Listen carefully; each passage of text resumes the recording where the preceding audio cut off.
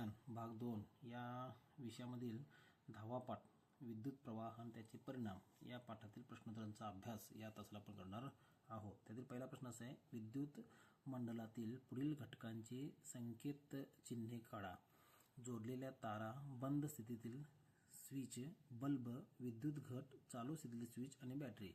तर या ठिकाणी मंडलातील संकेत या ठिकाणी दिलेले आहेत। जोडलेल्या तारा अशा पद्धतीने फक्त जोडलेल्या तारा, बंद स्थितीतील स्विच आणि बंद स्थितीतील स्विच, तर हे चालू स्थितीतील स्विच, बल्ब अशा पद्धतीने दाखवला जातो। नंतर विद्युत मंडलामध्ये विद्युत घट या पद्धतीने दिला जातो। मोठी रेषा धन तर छोटी ऋण आणि बॅटरी ही 2 या ठिकाणी अशा पद्धतीने दाखवली जाते। हे संकेत आहेत। प्रश्न क्रमांक दुसरा, चित्र 10.21 मध्ये दाखवलेल्या विद्युत मंडलाची रेखाकृती काढा। अशा पद्धतीने काढायची आहे। 10.21 चित्र या पद्धतीने आहे। इथं बॅटरी जोडलेला आहे, बल्ब आहे आणि या ठिकाणी स्विच आहे। याची रेखाकृती आपल्याला अशा पद्धतीने काढता येते। या पद्धतीने ही बॅटरी आहे, स्विच आहे, बल्ब आहे, हे बंद स्थितीतील स्विच आहे, धन ऋण या पद्धतीने विद्युत मंडळाची रेखाकृती आपल्याला काढता येते। 10.22 मध्ये दाखवल्याप्रमाणे 4 घट एका बोर्डावरती बसवलेले आहेत। 4 घटांची बॅटरी तयार करण्यासाठी तारेने त्यांची आगरी जोडायची आहेत। ती कशी जोडायची रेषा म्हणून दाखवा। तर या ठिकाणी रेषा म्हणून दाखवले बघा, धन अग्र ते ऋण अग्र, या धन अग्र ते ऋण अग्र, हे धन अग्र ते ऋण अग्र आणि धन अग्र शेवटच्या बॅटरीचं सेलचं ते ऋण अग्र या पद्धतीने जोडण्या करायची आहेत। प्रश्न पुढचा असा आहे, तर 10.23 या ठिकाणी चित्र आहे, म्हणजे दाखवलेले बल्ब पेटलेला नाही। हा बल्ब या ठिकाणी पेटलेला नाही, त्याचे कारण तुम्ही शोधू शकाल काय? याचे कारण न लागण्याचं कारण काय? बल्ब कसं होण्याकरता आवश्यक ती बदल करून आकृती पुन्हा काढायची आहे। तर तुम्हाला या ठिकाणी पाहता येईल, या ठिकाणी बॅटरी जोडलेली आहे, सेल जोडलेले 2,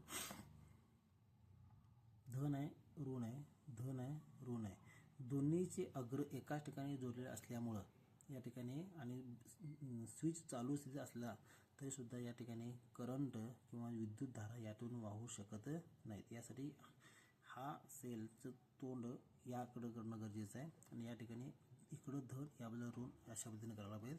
ती आकृती अशा पद्धतीनं या ठिकाणी आपल्याला झालेली पाहायला मिळते।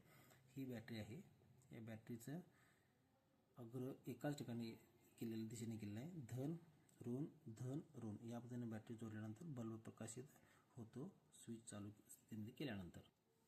5वा प्रश्न असा आहे, विद्युत प्रवाहाचे 2 परिणाम सांगायचे आहे। विद्युत प्रवाहाचे 2 परिणाम आपल्याला या ठिकाणी अशा पद्धतीने सांगता येते। एक पहिला येते उष्णतेचा परिणाम, दुसरा चुंबकीय परिणाम, रासायनिक परिणाम।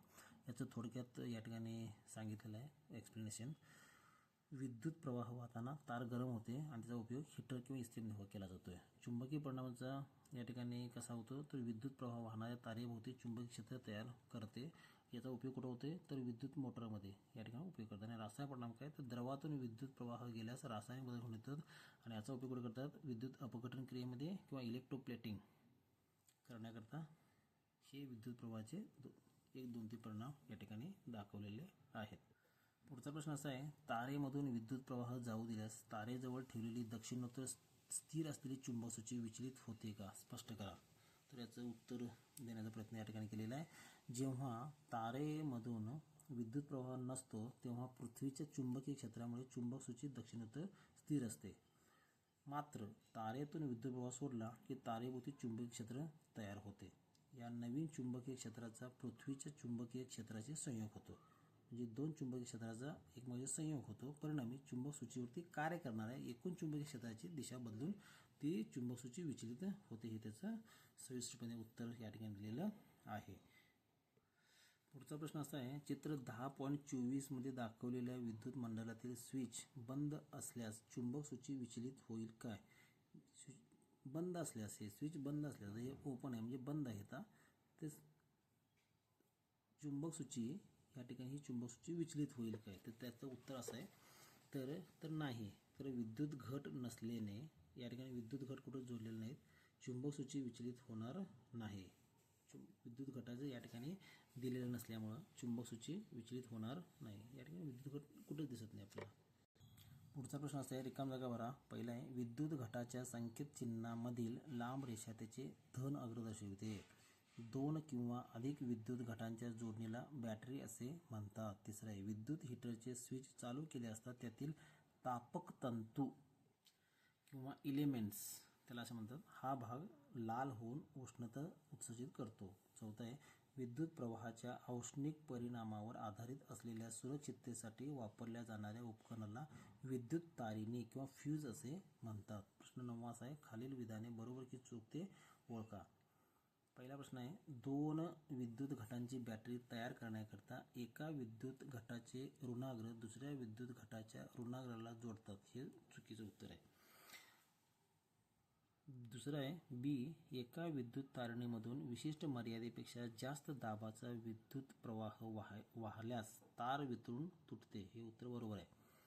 तिसरं आहे, सी, लोखंडाचा तुकडा विद्युत चुंबकाकडे आकर्षला जात नाही. हे चुकीचं उत्तर आहे. पुढचं, विद्युत घंटेमध्ये विद्युत चुंबक बसवलेला असतो. हे उत्तर बरोबर आहे. पुढचं 10वा प्रश्न असा आहे, तर विद्युत चुंबक कचऱ्याच्या ढिगाऱ्यामधून प्लास्टिक पिशव्या वेगळे करण्याकरता वापरले जाऊ शकतो असे तुम्हाला वाटते का? स्पष्ट करा. तर त्याचं उत्तर असं आहे, विद्युत चुंबक हे फक्त कशाकरता? लोखंड, पोलाद, निकेल आणि कोबाल्ट यासारख्या चुंबकीय पदार्थांनाच आकर्षित करतो आणि प्लास्टिक पिशव्या ह्या अचुंबकीय पदार्थ आहेत असल्यामुळे विद्युत चुंबकाकडे आकर्षले जात नाहीत. त्याचं उत्तर आहे. पुढचं, एक इलेक्ट्रिशियन तुमच्या घरामध्ये विद्युत दुरुस्तीचे काम करतो आहे. तो विद्युत तारिणी काढून म्हणजे फ्यूज काढून त्या ठिकाणी साधी तार वापरू इच्छितो. त्याच्याशी तुमची सहमत आहात का? कारण सांगायचं आहे. आता ह्या ठिकाणी थोडक्यात याचं उत्तर देण्याचा प्रयत्न केला आहे. विद्युत तारिणी ही सुरक्षा साधन असते. फ्यूज ही सुरक्षा साधन असते. तिच्यामुळे घरातील उपकरणे म्हणजे फॅन असेल, फ्रीज असेल, गिझर असेल, वॉशिंग मशीन असेल यांचं काय होतं? नुकसान टळतंय.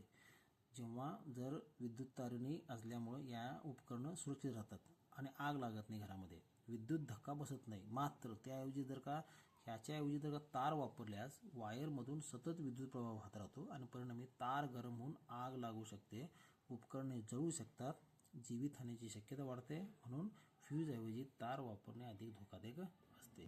प्रश्न 12 असा आहे, चित्र 10.4 मध्ये दाखवल्याप्रमाणे विद्युत घट धारकाचा सेलधारक वापर करून जुबेदा एक विद्युत मंडळ बनवते. जेव्हा तिचे स्विच चालू केले तेव्हा बल्ब पेटला नाही. तुम्ही विद्युत मंडळातील दोष ओळखण्यासाठी जुबेदाला मदत करा.